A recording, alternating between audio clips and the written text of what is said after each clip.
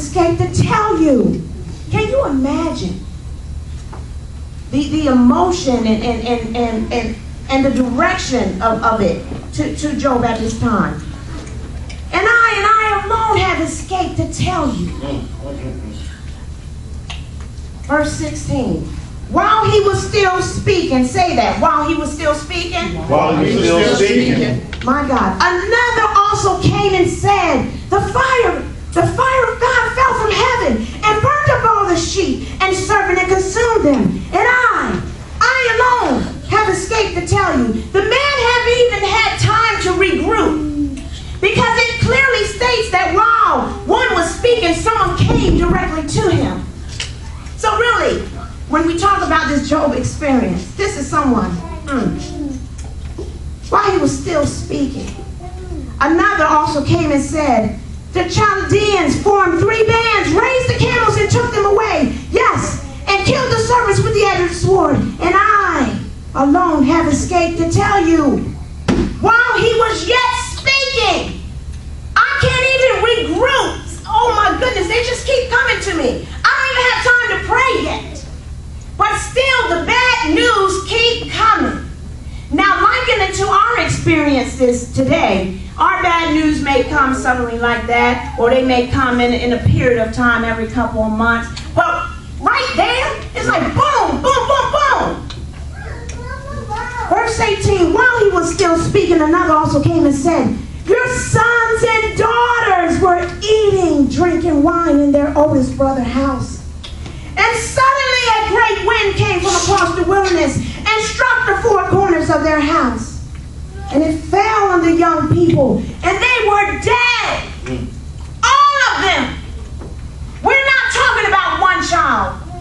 God has spared me up until the point 2010. I don't know what tomorrow's going to hold. But none of my children have died. Sure, one of them could have been very close to death. But I cannot imagine all of my 8 babies gone. And I alone have escaped to tell you. Oh my goodness. Then Job arose, tore his robe and shaved his head, and he fell to the ground and whispered, and he said, naked I came from my mother's womb, and naked shall I return there.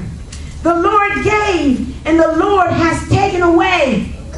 Blessed be the name of the Lord. Verse 22.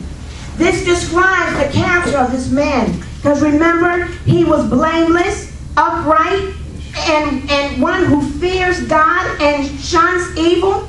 And then in verse 22, it says, in all this, Job did not sin, nor charge God with wrong. How many times have we been in a position like that where bad news have come? And we sin by way in our thoughts, or even in our hearts, by charging God. Chapter 2. Again, somebody say again. Again. There was a day when the sons of God came to present themselves before the Lord, and Satan came also among them to present himself before the Lord. And the Lord said to Satan, remember, this is obviously a normal conversation. And the Lord said to Satan, from where do you come? Satan answered the Lord and said, from going to and fro on the earth, and from walking back and forth on it. Remember I said earlier that he's busy because he knows that he has yet a short time. He knows his mission. Oftentimes we get so distracted that we get thwarted off of our mission. But Satan has not forgotten his mission. He's going to and fro and back and forth because he knows he has yet a short time.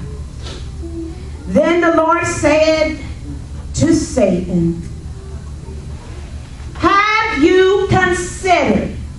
Now when we talk about consideration, I had my daughters, one of my daughters look this up. The word consider means to think carefully about. To think carefully about. So God obviously thought carefully about the person that he was going to choose for this assignment. Now, if you are one who is striving for perfection, if you are one who's striving for the perfection in reference to being blameless, upright, and shunning evil, there may have been some consideration in your life by God. The next definition of consider is to think or deem to be. Now, I also asked her to give me the definition of consideration. And she wrote, the process of giving careful thought to something, a discussion of topic. Have God considered you? And after the consideration in your trials, have you held fast to your integrity? Or have you charged God? Verse 3 in chapter 2.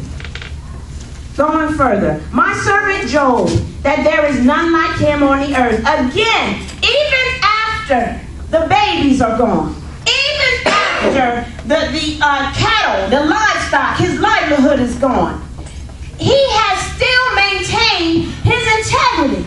Because God is still saying the same thing about him. God's testimony again in chapter 3.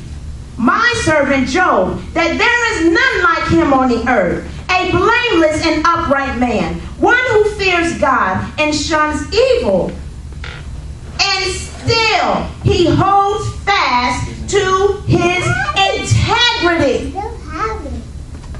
Have we held fast to our integrity in reference to our trials and our tribulations after the consideration?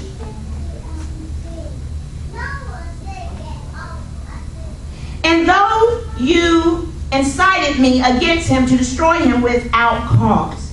Verse 4. So Satan answered the Lord and said, skin for skin. He think he got him then. That's how he's talking, because that exclamation means there's some excitement, some emotion. So he says, skin for skin, yes. All that a man has, he will give for his life. Verse 5. But stretch out your hand now and touch his bone and his flesh, and he will surely curse you to your face. Oh, Satan is very confident about this thing right here. Verse 6, and the Lord said to Satan, behold, he is in your hand, but spare his life. He is in your hand, but spare his life. Verse 7, so Satan went out from the presence of the Lord and struck Job with painful boils from the sole of his foot to the crown of his head. I don't know who in here has this testimony that is dealing with a sickness. An ongoing sickness. Job has been struck with boils.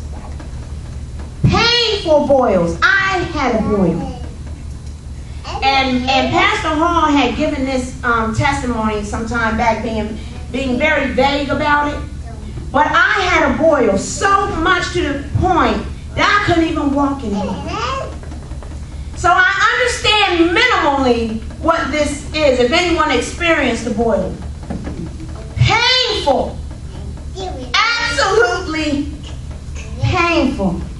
Verse 8, and he took for himself a potsherd with which to scrape himself while he sat in the midst of the ashes.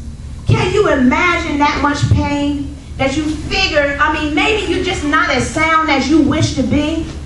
And it's so painful that you just would, maybe if I cut it off, I will be relieved of this pain.